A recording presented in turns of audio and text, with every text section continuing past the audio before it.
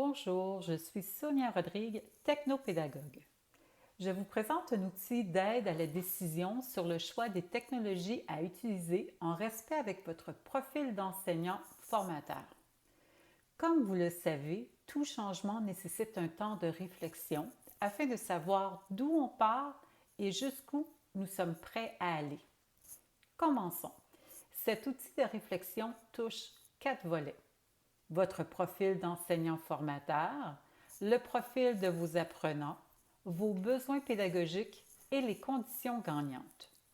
Tout d'abord, analysons votre profil d'utilisateur du numérique. Et oui, tel un capitaine de bateau, vous devez connaître sur quelle eau naviguer. Pour cela, analysez vos connaissances et compétences du numérique en répondant à ces questions. Quels sont les logiciels que vous utilisez? Quelles sont les applications numériques que vous connaissez? Quel est l'usage que vous faites des sites web sur lesquels vous naviguez?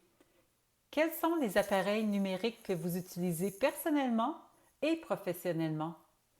Quel est le degré de votre compétence numérique? Cela concerne votre identité numérique, votre compétence informationnelle, les droits d'auteur et bien sûr la sécurité numérique. Du point de vue plus personnel, êtes-vous motivé à adapter vos formations vers le numérique? Un élément de la motivation provient de la perception de l'effort que nous avons à fournir versus la perception de la valeur obtenue suite au changement. On peut simplifier cela en se demandant, est-ce que vous pensez que les efforts que vous allez fournir en vaut la peine? Un autre élément important de la motivation concerne le sentiment de contrôle que l'on peut ressentir face à une situation. Pensez-vous avoir un certain contrôle dans ce virement vers le numérique? Si oui, lequel? Regardons maintenant le profil de vos apprenants. Quels sont les appareils qu'ils utilisent? Connaissez-vous quels sont les logiciels et applications qu'ils se servent dans d'autres types de formations? Maintenant, vos besoins pédagogiques. Quels sont les types d'activités d'apprentissage que vos apprenants font?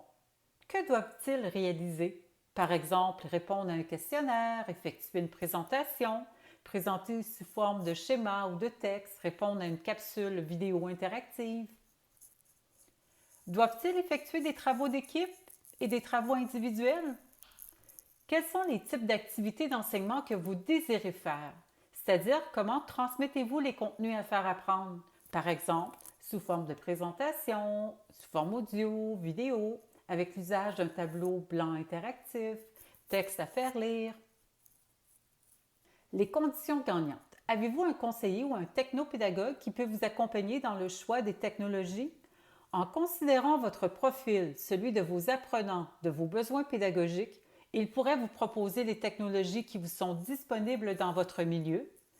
Notez que vous devez vous assurer que les technologies choisies respectent la zone proximale de développement de vos apprenants. Comme vos apprenants sont déjà en apprentissage, les technologies choisies doivent représenter qu'une faible demande d'apprentissage pour leur usage. Sinon, cela joue un rôle important sur la difficulté d'atteindre des objectifs que vous avez ciblés pour votre formation. Notamment, il est recommandé de toujours fournir à vos apprenants des aides sur le fonctionnement des technologies choisies. Par exemple, vous pouvez fournir une vidéo existant sur Internet présentant comment fonctionne l'application que vous avez décidé d'utiliser. Tout comme il est intéressant de laisser les apprenants s'entraider entre eux, que ce soit par le biais d'un groupe de discussion, de forums ou encore d'un wiki. Il est bon de vérifier s'il existe une banque de matériel numérique dans laquelle vous pouvez récupérer du contenu, tout comme de vérifier le temps qui vous est alloué pour ce projet. Pouvez-vous participer à des communautés de pratique, forums pour vous aider? Et en terminant, si vous êtes en télétravail, en lien avec le choix des technologies choisies, assurez-vous que la capacité de votre bande passante est suffisante. En espérant que cette capsule vous aidera à prendre une bonne décision.